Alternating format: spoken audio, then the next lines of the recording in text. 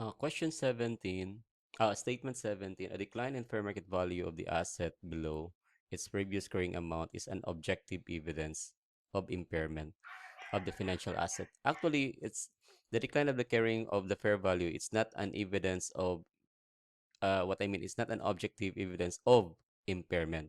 Oh, dito tayo. Kasi if, di ba doon sa ano, AR can be allowed to be stated at fair value. However, when there is a fluctuation of fair value, doesn't mean that there is an impairment. It's just that the fair value is there just a fluctuation due to some influence of in the market. So that's the reason of that.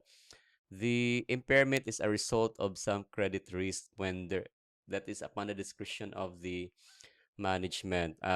Doon sa kanyang perception, pananaw niya based on some, I mean, surrounding now circumstances that allowing on the estimation of the expected credit loss. And it's not about that. It's not due to the change in the fair market value. It's due to some circumstances that lead to the arising of credit loss. So therefore, it's not applicable for AR. However, it's applicable for financial asset. However, with that debt in investment or debt investment, it doesn't uh, also giving an objective evidence in the fluctuation in the market value. Why? Because that is normal. It's not impairment. Pagdating naman sa debt investment, impairment of that is another case that there must be something that there is a decline or something difficulty financially on the part of that issuer of that debt instruments to pay its obligation. So therefore, it's not about that there is a fair market value fluctuation. Fair market value fluctuation, the result of that when it comes to the investments or debt instruments will be reported immediately as a loss or gain due to that is reportable through fair market value or due to change in fair market value. So that's it. It's not an impairment. Okay. So I hope that you follow my explanation. Okay. For notes receivable is reported as non-current assets. Yeah. It's not. This is false. Why? Because the notes receivable is reported could be reported as current asset or non-current. So our criteria is the 12-month period. Okay? So it has to be taken into account that there is the period. So if this is silent, then it has to be reported as current assets. Okay, I hope that you follow that. In 19, the carrying value of the impairment note before recognizing the loan impairment excludes accrued interest. Okay. Um, this is not true because number 19, this is false because accrued interest in considering the impairment note, it has to include the principal and the interest. Okay? Interest. Kasi if you forgot to include the principal in computing your impairment loss, maiba na yon. Kasi impairment loss, you need to consider also na mayroon tayong interest din. And the interest is included. Kung hindi man mababayaran yung interest at the time na nagkaroon ng impairment due to some financial difficulties on the part of the issuer of that note, then it has to be part of the impairment. So that's why in the carrying value of the impaired note before recognizing the loan impairment, it should include accrued interest. So any accrued interest on the impairment note is included in its carrying value for the purpose of recognizing the impairment loss. I would like to demonstrate that. Halimbawa ito, ang principal value is 1 million at the time of the impairment. Tapos at that time, mayroong accrued interest, accrued ha, Merong accrued interest na, let's say, 120K. Okay. Na ngayon, sabi ng debtor na, I cannot pay that. Could I pay you after 1 year or after 6 months for only 900,000? Okay, 900,000 yung kanyang asking price. So therefore, pag nagpayag ka, pag mayroon silang agreement na 900,000 na lang, tapos hindi mababayaran yung interest, yung total nito ay 900,000 na lang, hindi niya mabayaran yung dalawa talaga at that amount. So ikaw ngayon, pagdating dito sa 900,000, ilalagay mo siya as bagong note receivable dito. Okay? 1.12 million. Tapos, dito sa baba, yung old na ito yung note receivable restructured, ang tawag dito. Okay? Dito naman sa baba, note receivable, yung original at saka yung interest receivable. Okay? So, 1 million at saka yung 120,000. So, the difference is that, di ba, mayroong difference? By the way, ito pala ay magiging ano lang ito. 800, magkano yung kanina? 900,000. So, ang difference ng 1.12 million at saka 900,000 is 212. So, ito na yung discount. Ngayon, ilalagay mo, discount on note receivable amounting to 220K. So, that's it. Okay? So, I hope that you get that. You follow that.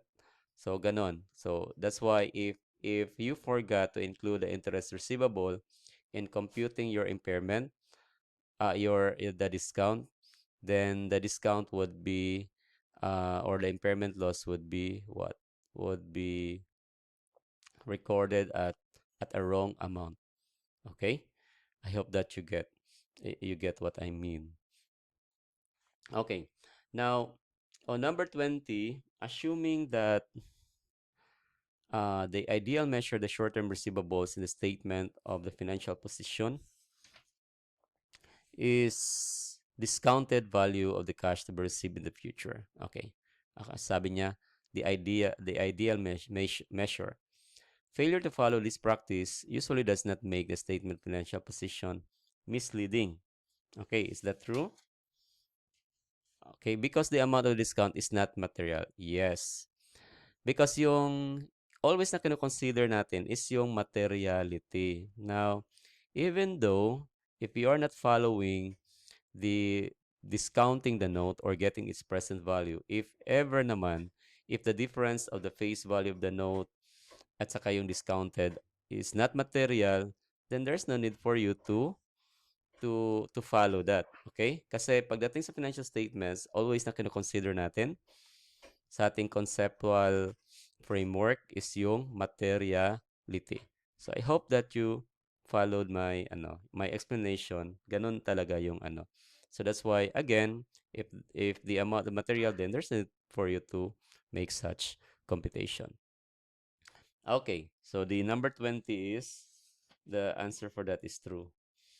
Okay, what about 21? When buying receivables with recourse, the purchaser assumes that the risk of collectibility and absorbs any credit loss. With recourse, that is not true. This is false. Why? Because pag with recourse, hindi naman ina-absorb ng purchaser ng accounts receivable yung credit loss at saka yung risk. Okay? Yung without recourse lang. Kasi totally, yung lahat ng risks and rewards, in other words, the ownership of the receivables are transferred to the bank. Okay, so that's why the 21 is false. Number 22, the loans and receivables are initially recognized at fair value plus the transaction cost that are directly attributable to the acquisition. Is that true? Yes. Okay, so kung mayroong pag-acquire mo, kung mayroong if you are the bank, if you acquire the loans receivable, then yung transaction cost, it has to be capitalized as part of that. Okay? So, yun yung ibig sabihin niyan. Okay? Yun yung dapat. Next, number 23. The receivable balance should be valued at face value minus the allowance of doubtful accounts.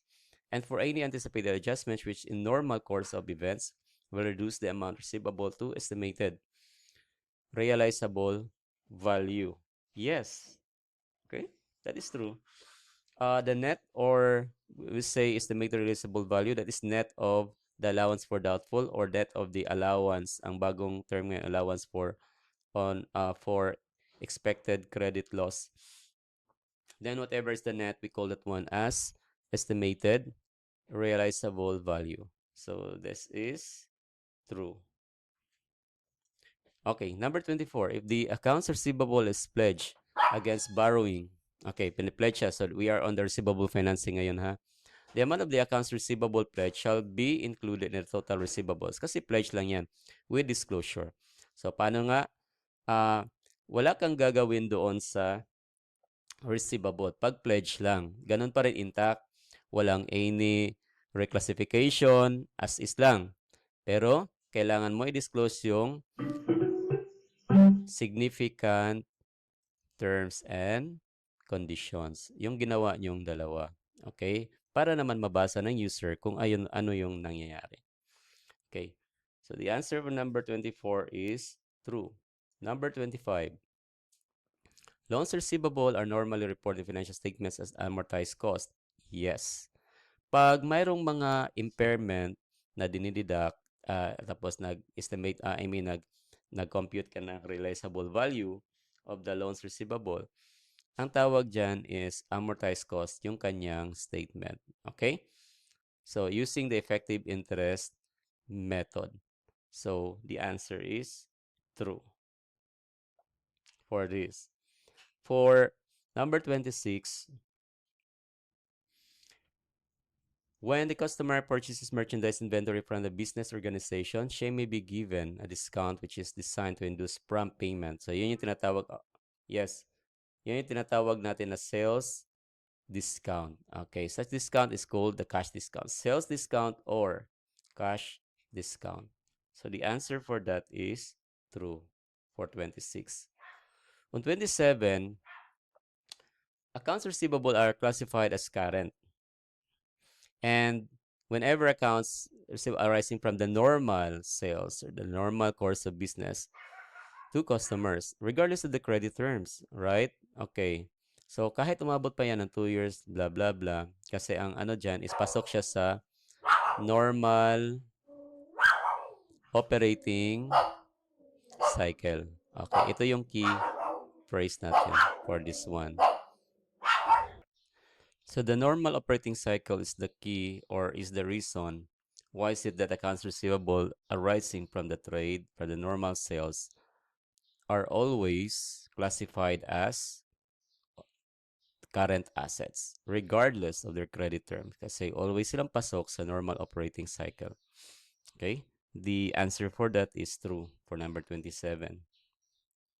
Sa 28 naman, discount period is the period of time remaining on the term of the note, which is from the date of the discounting to maturity. Is that true? Okay.